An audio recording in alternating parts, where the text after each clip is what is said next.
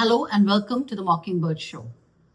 Today I will be talking about a parenting meet that I had conducted in Khorabari Public School, which is also a PCEPT for early years inspired school.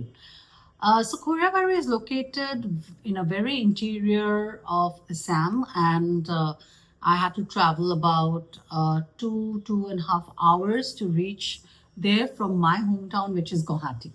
And I was greeted by more than 100 parents, and it was such a wonderful experience to, conduct a parenting meet with the parents of Khorabari Public School. I am so grateful and thankful to the principal and the owners of the school who got me there, because I really love to interact with parents and I really love to share the best practices of early childhood years with parents so that they do the right things with children right from the start.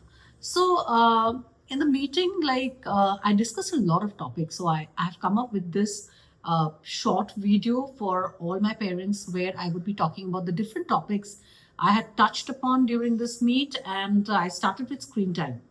So, how we can limit screen time? What are the good and bad of screen time? The pros and the cons. But at the same time, children who are very young, like somebody who is below 2 years, should not even get an access to screen time. I told them about that. And also, once the child starts growing, the limited access that they should be given, and at the same time, they should be monitored as to what they are accessing in the phone. So I was, kind of talking about how they can optimize the use of screen time to something which is beneficial instead of just handing over the phone and letting the child do whatever with it.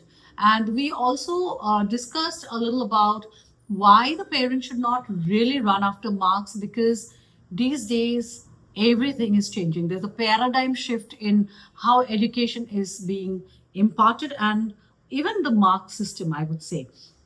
It's more about knowing a concept very well, and the ability to relate to the concept, and maybe when there is a question paper in front of the child to answer it. But at the same time, marks is not the be all and end all of a child's education journey. The 12th boards and the 10th board results have just been out. I mean, both the CBSE and the ICSE board results, and I've seen that there's a lot of celebration because children have scored really well. It's so nice. I congratulate all of them. But at the same time, the children who have not scored too good, it is not a decisive factor for them. So parents need to remember that, because exams is something which is a one-day show, and at the same time, a child's concept, the ideas, the creativity, and a lot of other things actually matters. And even the 21st century skills of a child, which calls for collaboration, communication, critical thinking, problem solving, and all of it. So I had told the parents that do not run after marks per se, because marks matter. Anybody who scores very good marks, I am always happy to know and see such results. But at the same time, they are not the deciding factor for your child's future success. Well, then I touched upon the topic, which is the golden triangle, and that is a triangle between the child, the parent, and the school, and how a collaborative approach towards the child of both the school and the parents would help in the optimal development of the child. Now, the student is our main concern. The school is there for the child, and the parents get the children to the school because they want the optimal development of the child. So at the end of the day, it is the student who is at the top of the triangle, and the parents and the school work together along with the child to bring in the most optimal development, the holistic development of the child. And here I mentioned that it is very important that parents and the school maintain a transparent relationship, and if they have any complaints, anything that they would want to know more about the school, or the school wants to know about the parents, they should have a transparency in communication and not involve their child in the scuffles that happen. Because yes, when it is a school, there are many complaints, many things, many expectations that are there that may not be fulfilled. But at the same time, the parents need to sort it out with the school authorities and not talk about it with the child, because for children, their learning is a lot dependent on what is their view about the educational institution or the teachers that are handling them. So in case they have a negative idea or negative impression of the school, they would never learn well.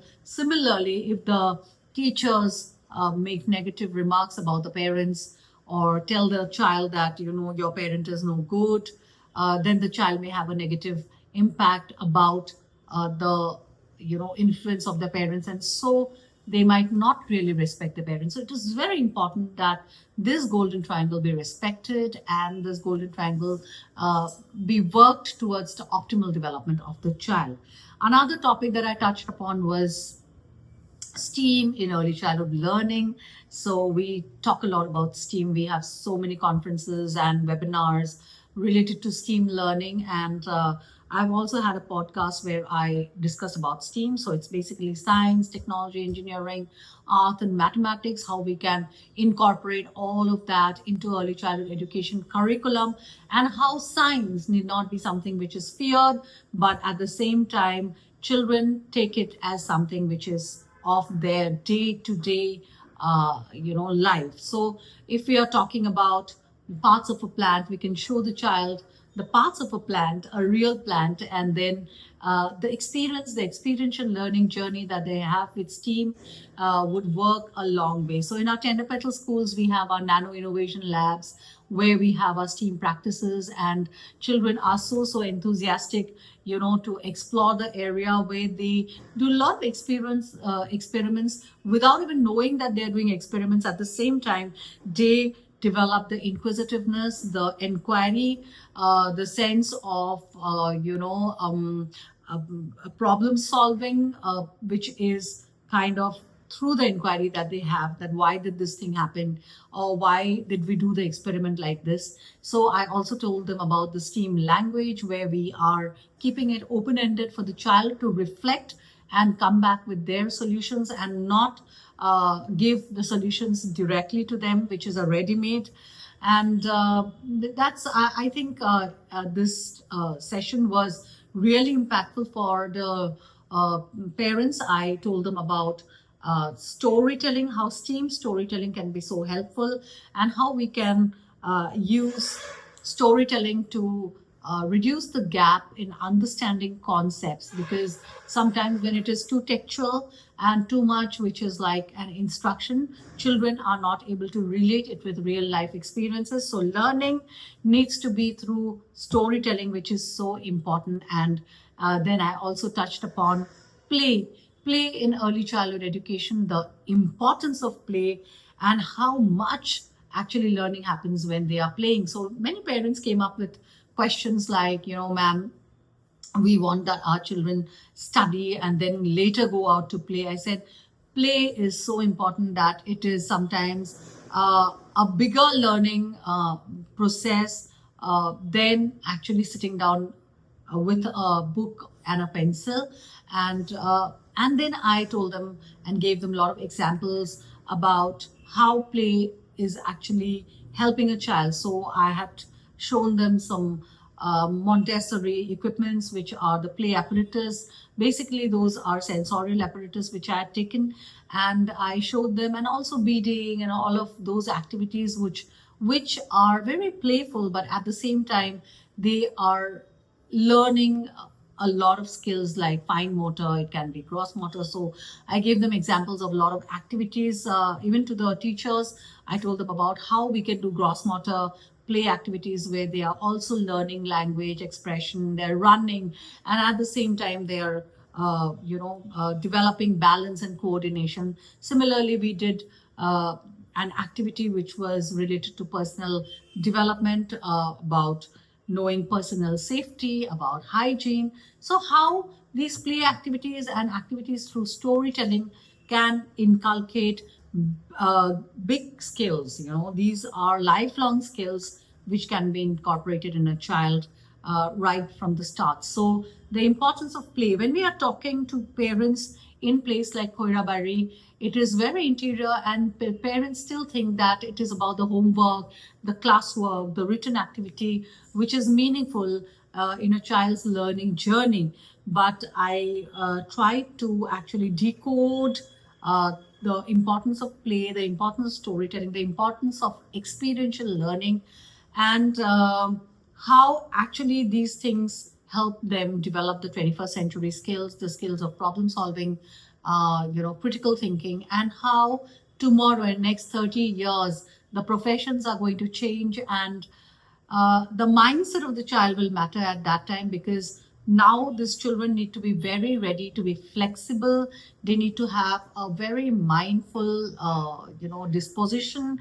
They need to be emotionally self-regulated. So I did a part of emotional self-regulation as well, and then I talked about the PSEP for early years pedagogy, which I've come up with. And Koirabari is a school which is a PSEP inspired school. So definitely I told the parents about the concept of PSEP, why peace is important, the three kinds of peace, which is the inner peace, peace in social life, and peace with environment, and how peace and emotional self-regulation, mindfulness helps in having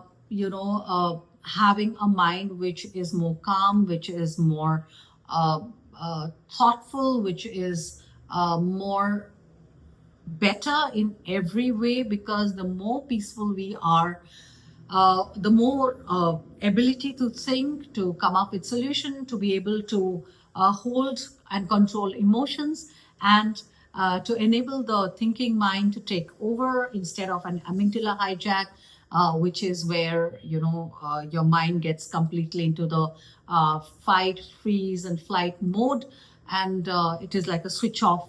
So it is so important to understand and label one's emotion, and I did a small activity on labeling of emotions, the emotional thermometer that I often talk about. And then I told them that I would be introducing the PSEP for early years activities in the school, and they would be doing these with which include activities like the gratitude jar, how they can appreciate the little things that they have in their life. Mother's Day is coming on the 10th. We have the Mother's Day. So I was telling the parents that, it's so important to understand the role of mother, to understand and appreciate the work, the amount of work that a mother puts in to bring up her children, to, manage the household, to do work if she is a professional, and the respect that we in India, our Indian culture is a very respectful culture. We are very respectful towards our elders, towards our parents, towards people in general, and how this respect needs to be taught to them. The discipline, the etiquettes, all of these need to be taught to them right from the start.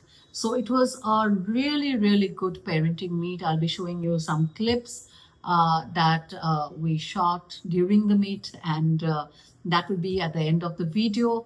And if you have not yet liked and subscribed to the channel, please do so. The Mockingbird Show is here for the parents and early years educators and enthusiasts, so that we can empower you guys, and we can decode early childhood. We can understand what is happening in a child's mind, and what is it that they want, and how can we give them a beautiful childhood that they would remember forever. Because if you go back to your own lives, if you just close your eyes and think about the good times that you had during your childhood, it's always those small gestures of love, of a hug, of a caress, of somebody having your back.